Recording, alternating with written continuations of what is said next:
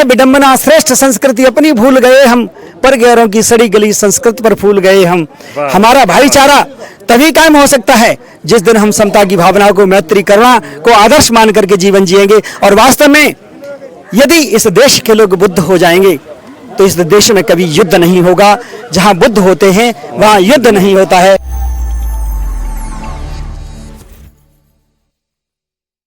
सभी साथियों को नमो बुद्धाय, जय भीम। अभी इस वक्त हम दिल्ली जंतर मंतर पर मौजूद हैं। जैसा कि आप लोगों को मालूम है कि महाबोधि महाविहार को मुक्त करने के लिए लगभग 450 दिनों से अधिक से आज बोध गया में आंदोलन चल रहा है। और इन लोगों का मुख्य मांगे हैं कि जिस तरीका से सभी धर्मों को अपनी अपनी मनाने की आज़ादी है, उसी तरीका से बौद्धों की भी आज़ादी ये दिया जाए।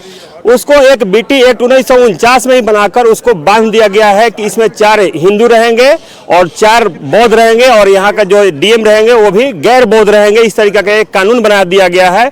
तो उसी कानून को निरस्त करने के लिए ये बौद्ध भिक्षुओं का मांग है। और ये पहला बार नहीं, हालांकि ये जंतर मंतर पर दूसरा बार ये धरना चल रहा है। तो आइए, यहाँ पर बहुत सारे लोग, उधर मैं कैमरामैन से दिखा देना चाहता हूँ। अभी ये धरना कुछ देर में शुरू होने वाला है। तो अभी धीरे धीरे लोग आना शुरू हुए हैं। तो देखिए, यहाँ के दिल्ली के लोग, शाक्य महासभा से लोग हैं। इन लोग से हम जानने की कोशिश करेंगे कि आखिर सरकार क्यों नहीं लोग के मांग को पूरा कर रही है। सबसे पहले स्वागत है आपका। मेरा नाम डॉक्टर पी एस शाक्या है और हम लोग यहाँ पर जंतर मंतर पर बीटी एक्ट के अगेंस्ट प्रोटेस्ट करने के लिए इकट्ठे हुए हैं। हमारी मांग है कि जब भारत का संविधान 1950 में लागू हुआ था तो जो पिछले जो कानून थे सारे निरस्त हो गए थे। लेकिन आज भी जो हमारे तथागत बुद्ध ने जहाँ पर ज्ञान प्राप्त किया था, बुद्धत्व को प्राप्त किया था, उस ज्ञान स्थली को सम्राट अशोक द्वारा महाबोधि महाविहार के रूप में उसको बनाया गया। और वो हमारा एक कहते हैं पूजनीय स्थल है। सभी विश्व के सभी बुद्ध धर्म को मानने वाले लोग वहाँ पर जाते हैं। लेकिन बड़ा दर्द होता है कि भारत में ऐसा कोई संप्रदाय नहीं है जहाँ पर गैर संप्रदाय के लोग उसका प्रबंधन करते हों। यदि आप कहीं मस्जिद में जाएंगे तो उनका मौलाना है, वही उसका प्रबंधन करता है।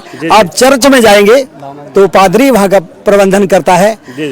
अगर आप कहीं गुरुद्वारे में जाएंगे तो वहाँ का ग्रंथी है, उसका मैनेजमेंट करता है। लेकिन हमारा जो बहुत पावन जो स्थली है, तथागत बुद्ध की ज्ञान स्थली है, उसका प्रबंधन जो है 4 हिंदू और 4 हमारे बौद्ध मॉन्क्स हैं। और उसका जो सर्वे सर्वा है वो डीएम होता है, जिलाध्यक्ष जिसको कहते हैं। और उसमें एक और शर्त है कि वो व्यक्ति भी हिंदू संप्रदाय से ही होना चाहिए। तो बड़ा दुख दर्द होता है। अच्छा, हम जानना चाहेंगे कि यहाँ देखा जाता है कि बीटी एक्ट 1949 जो कि संविधान लागू होने से पहले की है, और संविधान का ही आर्टिकल 13 कहता है कि संविधान लागू होने के पहले की प्रक्रिया सब शून्य मानी जाती है।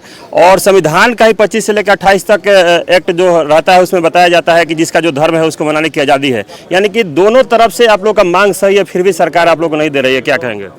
देखिए, हमारी जो सरकारें हैं वोट की राजनीति खेलती हैं। और मेरा जहाँ तक मेरी सोच है या मेरा मानना है, व्यक्तिगत विचार हैं कि भारत में जो बुद्ध धर्म के मानने वाले उनका अगर प्रतिशत निकाला जाए तो 1% से भी कम है। और वो भी पूर्ण रूप से बुद्धिस्ट नहीं है, क्योंकि वो बहुत सारी विचारधाराओं में जुड़े हुए हैं और उनमें एकता और संगठन का अभाव है।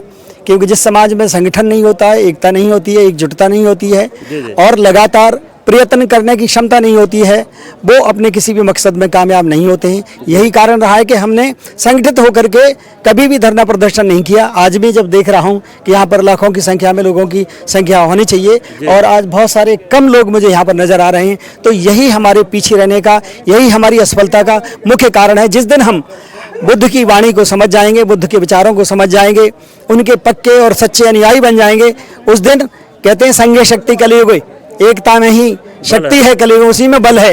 और भगवान बुद्ध का तो सारा जो है जो ज्ञान है वो करुणा पर है, मैत्री पर है और समता पर है, प्रज्ञाशील समाधि पर है। उन्होंने विश्व को जोड़ने का काम किया है और इसीलिए उन्होंने उस सूत्र में कहा कि सभ्य सत्ता सुखी हंतु सभ्य हंतु खेमिनो सभ्य भद्रान पश्यन्ति महाकांची दुख मागमा। वो केवल मनुष्य मात्र की बात नहीं करते, सभ्य सत्ता सुखी हंतु संसार के सारे प्राणी सुखी रहें।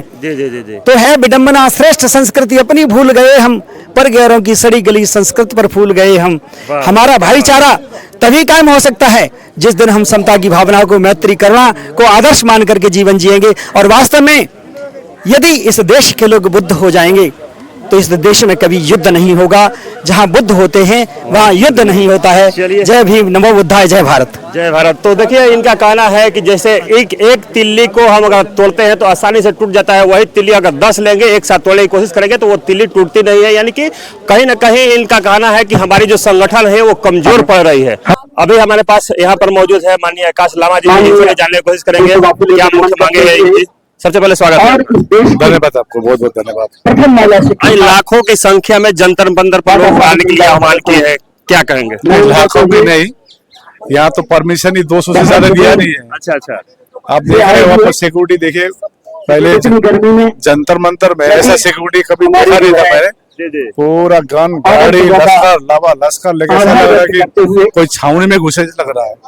तो परमिशन भी नहीं दे रही है जी जी। और कह रहे हैं कि ये डिलीट करो, वो डिलीट करो, ये आपका फेसबुक से ये डिलीट करो। कल तक वो SHO इतना परेशान किया हुआ था। तो देखिए हमारा एक ही कहना है, ये आंदोलन अभी का नहीं है, ऑलमोस्ट 135 साल हो चुका है। तो ये जंतर मंतर से अभी 28 तारीख को सुनवाई भी है। जी जी जी। आज बोधगया में भी धरना चल ही रहा है।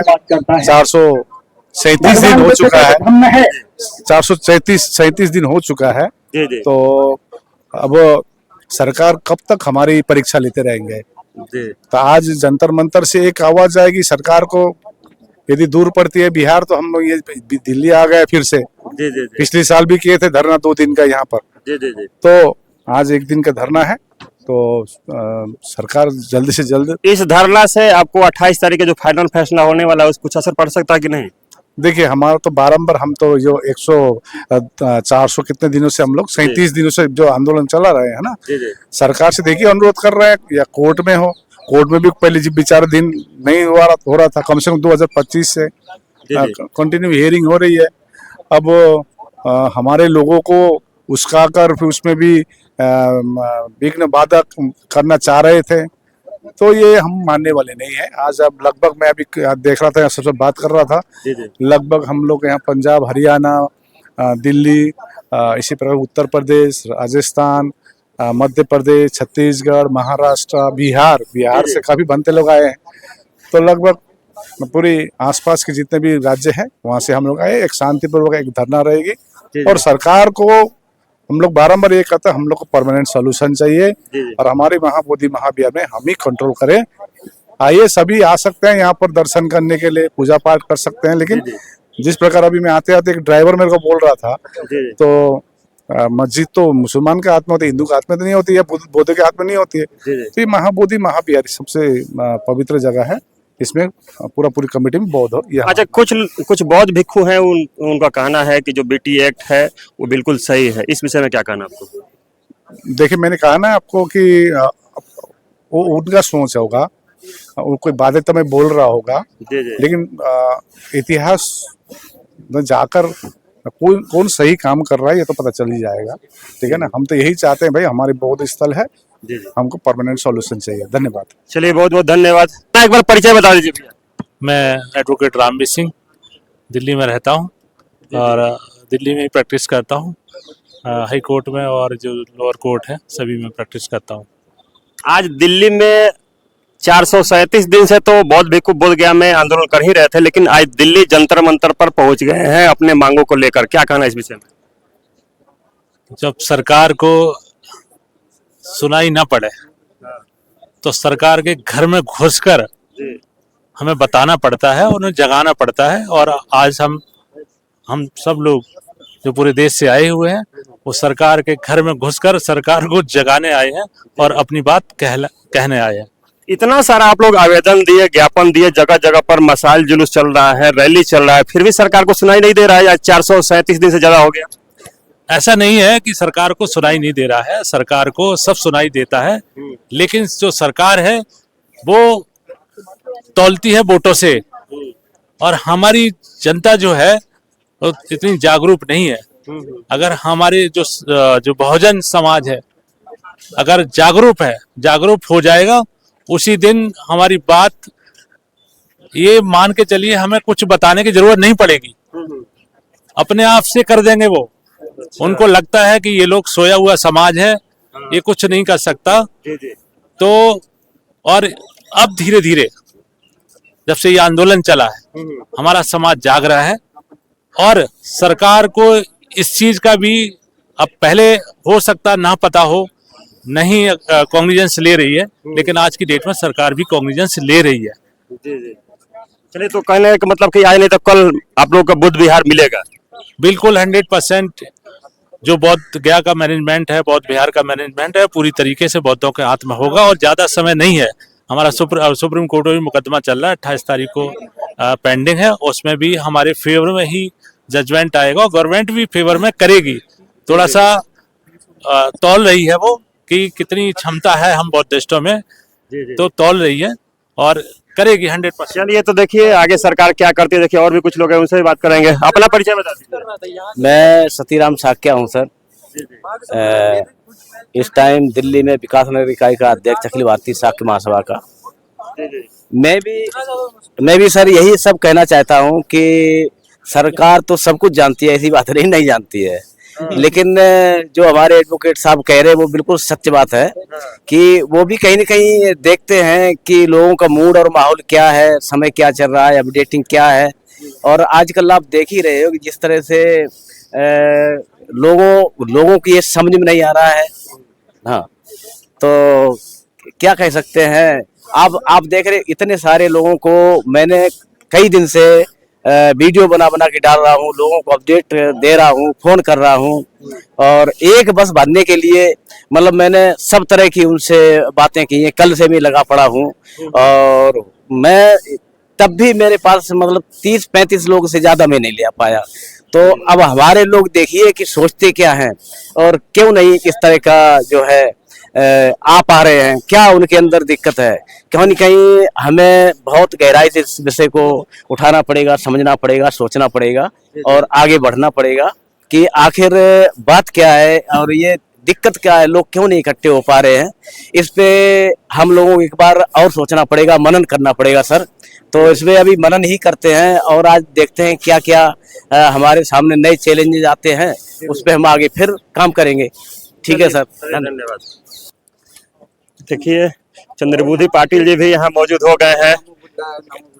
क्या कहेंगे, आज हजारों की संख्या में आप लोग जंतर मंतर पर आने के आह्वान कर दिए हैं। अभी आने वाले अब जिन्होंने आह्वान किया, हमने क्या है, जिन्होंने आह्वान किया उनसे पूछना है ना। आप क्या कहेंगे? नहीं, हमें तो हमने आह्वान किया था बुद्धिस्ट सोसाइटी ऑफ इंडिया की ओर से अधिक से अधिक लोग इसमें सम्मिलित हो जाए, क्योंकि 28 तारीख को अपने सुप्रीम कोर्ट में पेशी है, तो उसके पूर्व 2 दिन पूर्व यानी अपन ने ये करना चाहिए करके, तो वो निरंतर ये प्रक्रिया है, चल रहा है। सरकार आप लोग की मांग पूरा क्यों नहीं कर रही? अभी सरकार के हाथ में नहीं रहा, अभी सुप्रीम कोर्ट के हाथ में रहा और अभी 28 तारीख को सुनवाई होगी, तो देखिए क्या होता है। तो चलिए ठीक होगा। अपना एक बार पूरा परिचय बता दीजिए। जय भीम, नमो बुद्धाय। मैं सुनील सारीपुत्र समता सैनिक दल का राष्ट्रीय संगठक हूँ और शुरुआत से इस आंदोलन से जुड़े महाबोधि महाविहार मुक्ति आंदोलन के साथ, और आज भी हम लोग यहाँ उपस्थित है समता सैनिक दल के सैनिकों के साथ। इतना दिनों से आप लोग लगे हुए हैं, आप लोगों का कहना भी है कि हमारी मांग है जो वास्तविक है, फिर सरकार देव क्यों नहीं रही? देखिए, ये आज की लड़ाई नहीं है, 1918 से लेकर ये लड़ाई जारी है और जो सरकार है उनकी मंशा नहीं है वो देने की। यानी बहुत ही सिंपल बात है कि देना चाहिए, मगर हम कोशिश जारी है हम सभी बौद्धों की, और देश के कोने कोने से, चाहे लेह लद्दाख हो या त्रिपुरा हो या फिर कन्याकुमारी तक, पूरे देश का बुद्धिस्ट जो है, जो संविधान प्रेमी है, अम्बेडकरवादी है, ये सभी लोग जो है जुड़े इस आंदोलन से। और हमें विश्वास है कि एक दिन जल्द से जल्द महाबोधि महाविहार बौद्धों के हाथों में होगा। समता सैनिक दल इस आंदोलन में किस तरीके मदद कर रही है? समता सैनिक दल आर्थिक और बाकी सभी स्तर के ऊपर समता सैनिक दल साथ में है, संख्या के साथ भी, और सभी वैचारिक है, सभी लेवल के ऊपर समता सैनिक दल हमेशा साथ रहा है।